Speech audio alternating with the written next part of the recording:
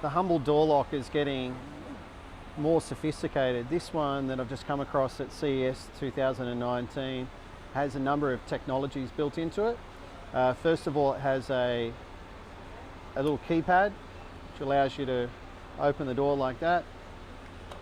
It also has NFC built into it, RFID, and then on the other side of this lock there's actually a biometrics reader. A little bit hard to see there, but yeah. I'll try and open this up for you and have a closer look. You can see the biometrics reader in there. So yeah, lots of technology packed into the Humble door lock.